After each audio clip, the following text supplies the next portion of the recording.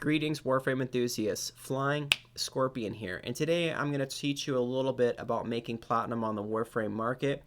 I feel way more confident and happy with myself today, and that's why I'm making this video, because I did not lose platinum on Prime Chamber, and I know that a lot of people lost platinum on Prime Chamber. And if things work out well, I'm going to make a lot of platinum on Prime Chamber. So I'm not going to focus on Prime Chamber first. I'm going to focus on something like Frost Prime, the Frost Prime set. So Frost Prime recently got taken out of the vault. And what's cool about the Warframe market is that it is actually very predictable, which is very different from like a stock exchange or something like that. It's hard to predict that stuff. Okay, so Frost Prime got unvaulted and the price tanked. Now's a good time to buy a copy of it and then sell it later for a profit. So the way that this works is the price goes down, you put a buy order up, okay? Don't buy it from the person selling it. You put your own buy order up. If it's a difference of 10 platinum, then sure, whatever. But, you know, it depends on how much your time, how valuable your time is. If your time is very valuable to you and a difference of 10 platinum is not very much to you, then go ahead and just buy it from the person selling it for 85 platinum. Here's something to look at when it comes to these differences, right? If you see a big gap between the highest buy order and the cheapest sell order, if you see a big gap, like let's say it's a gap of 50 platinum, if someone's buying it for, you know, let's say for example 35 platinum, and then the best sell order is 85 platinum. If that's a gap of 85 platinum, that means right now there's a need that can be serviced by you. The bigger the gap between these two prices, the more of a need and a service for you. Another thing to look at too is the amount of volume that's being sold. So right now there's a lot of volume where they got like 106.2 or something for the volume and number of transactions.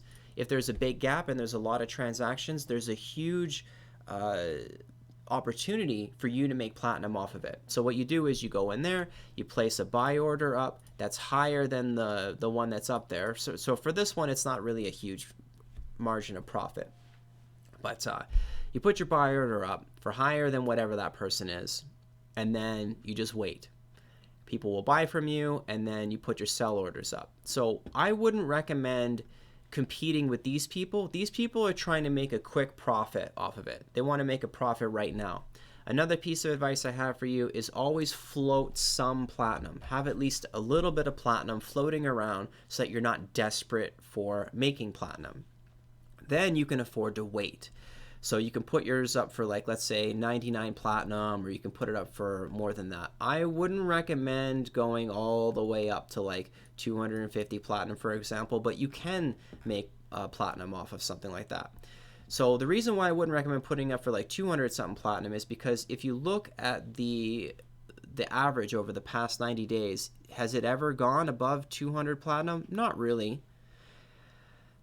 So man, there's a lot of stuff to teach you guys if you're interested in this stuff. But what I do is I look at what the highest point was prior to the drop.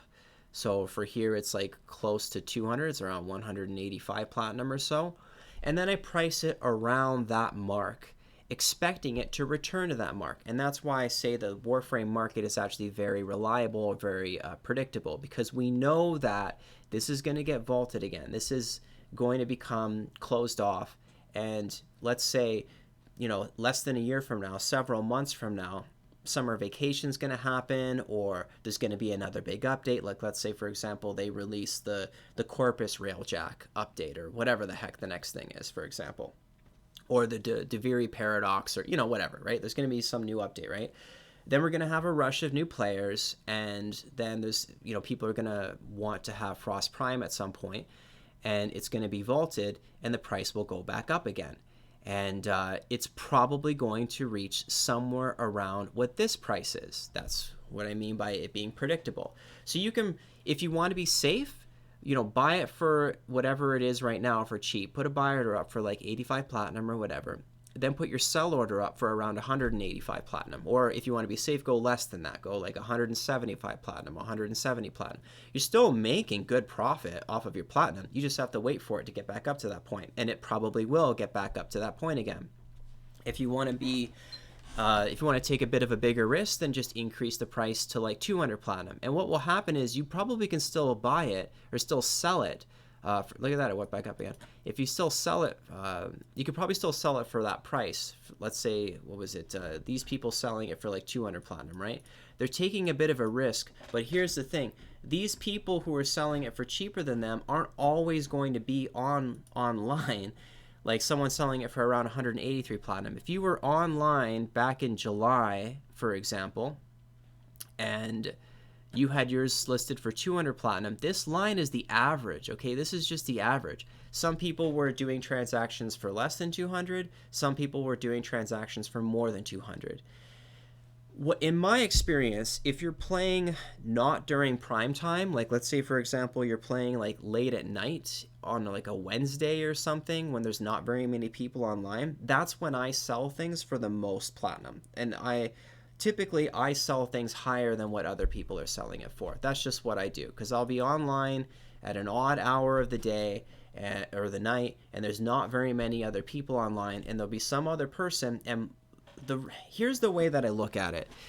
You're doing something that's of service. You're actually servicing a need.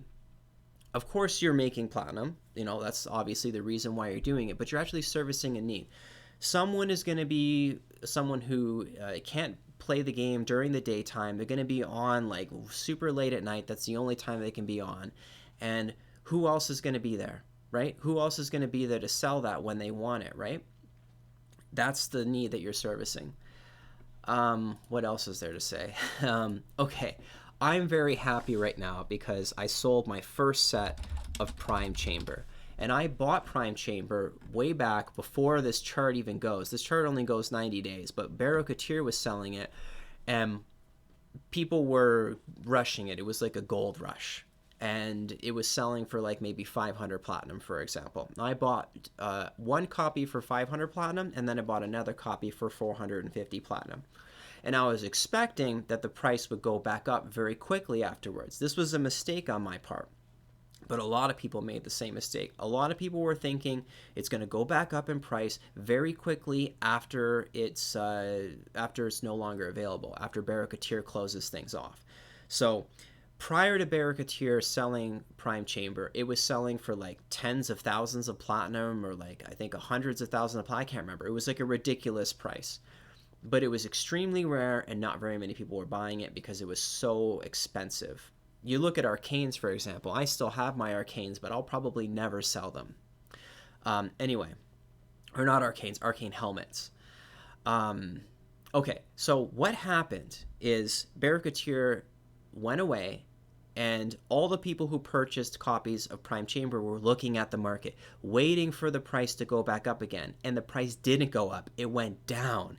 And it went down for the next several days, or the next maybe even a couple weeks, I think. It was a while. It kept going down in price. And for people like me who purchased it for 450 platinum, for 550 platinum, we just realized, we just thought, we just made a bad investment. And then we lowered our prices. People who were desperate for platinum lowered their prices. So again, this is why you want to keep some platinum in your coffers so you're never desperate for platinum. They lowered their prices, and they sold it for less than what they paid for. And psychologically, this reinforced all the other people who thought that they made a bad investment. So they lowered their prices, and it became a reinforcing cycle. Well, those people sold off, and then when they were done, it went back up again. And now it started favoring the people who were patient, people who had platinum in their coffers, who were waiting, who weren't ready to just desperately sell off. And slowly over time, the price went back up again. And I maintained that I'm going to at least get my platinum back again. I didn't know when Barokatir was going to come back, but I'm not going to lose a profit. And I have never made a loss on anything that I've bought and sold on the market, or any ribbons or anything. I never make a loss. And that's rule number one for Warren Buffett, if any of you guys are interested in investing. Rule number one, never lose. So I didn't lose. I was like, I am determined to at least get the same amount of platinum back that I put into it. So I had one copy for sale for 475 platinum. Here's another piece of advice. If you're in a situation like that, do not put all of your stock up at that price. Only reveal one of your cards. Don't reveal your whole hand. Because if I had both copies up for sale for 475 platinum, somebody could have bought both of them, and then that person would be in a position to make profit off of those copies. By having only one copy for sale at 475 platinum listed on the market, I can play the game, and over a period of months, it just sits there, and then eventually someone will private message you, like what happened to me today. Someone private messaged me and said, hey, I'd like to buy your Prime Chamber, the only copy you have, according to the website, for 475 platinum. So I sold it, and you sell it, and then it's sort of like an alarm for you, or like a notification, like ding, hey, I got a private message buying a copy. Let's go take a look at what's happening. Oh, the price is going back up again. The price has reached back to what it was before, back during the rush. That's an indicator to sell that one and put another piece up for a higher price. So I put another one up for 1,500 platinum, and now I'm going to sit on that for several months. And you can do the same thing. You could put it up for, like, let's say 750 platinum, put one copy up, and then just sit and wait. If that copy sells, hey, okay, maybe I'll put another one up for even higher than that. That's how you do that.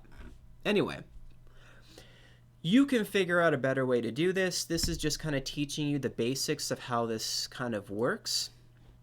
And it's kind of fun. It's kind of a fun way to make platinum. And also, don't forget, you're servicing a need. There's people who will need this, who will want this later on down the road. And that's how you justify the profit that you make off of it. I hope that this all makes sense to you and that it's helpful to you. That's what I try to do on this channel, is I try to be helpful in any way. Some of you have been asking me to make videos about like deep, super in-depth game mechanics with like spreadsheets and stuff like that. Like for example, how the enemy accuracy algorithm works with regards to the new evasion mods, or no one said this, but the new blast proc status chance, or what status effect, where it reduces enemy accuracy. I think there's actually room for people to exploit an interesting possibility with using blast and using evasion to make yourself kind of like Neo in the Matrix, dodging bullets. But the time hasn't come yet where I'm super interested in sitting down and going through the grueling, uninteresting work of testing all that stuff out in the simulacrum. If you want to test it out, there's a need for that, right? There's a need for someone else to make a video about that. I don't make money off of my YouTube videos, so anything I do is basically free service. It's not really free service. The value I get out of it is the likes and comments that people provide. So if people watch it, they leave a like, they leave a comment, that makes me feel good. That's the value I get out of making my YouTube videos. But yeah, there's an opportunity for other people to look into that stuff. If you're going to look into that stuff, if you're interested in testing it out and you want to find out about, I should make a separate video about this, but whatever, I'll just do it in this video. This is like a bundle package where we talk about how to make money on the market, and then a little piece of advice here. If you're going to test something like that out, I don't recommend testing it out in the simulacrum. I recommend testing it out in the Capture a Scene editor. So in the Capture a Scene editor, you can create a scene that's just a clear blank slate where it's just a color. You can get this from Cephalon Samaris, and you can put yourself into a blank white room with no obstacles, spawn one heavy gunner or one enemy, for example, and then you can test out the enemy accuracy. And the AI is really bad. They're really dumb. So what they will normally do in the simulacrum is they'll walk around behind obstacles and they'll lose line of sight, and it's going to fuck up your test. So do it in the Capture Scene editor. There's no obstacles. Put away your pet, and then they can shoot at you completely unimpeded by obstacles, and they're not going to do something stupid like walk behind a wall or fall off a ledge or whatever. And then it'll make the testing a lot easier. So anyway, I might do that test in the future. I don't know. I'm not really super interested in doing that right now, but that's it for this video. If you have any further advice for anyone else on how to make platinum off of the Warframe Market, please leave a comment down below, or you can teach me something new. And if you want to support me in making more videos, please leave a like or leave a comment. That's the reward that I get that makes me want to keep making videos. Anyways, everybody, that's all for now. Thanks for watching. Again, I'm Flying Scorpion. See you guys and gals in the next one. Bye.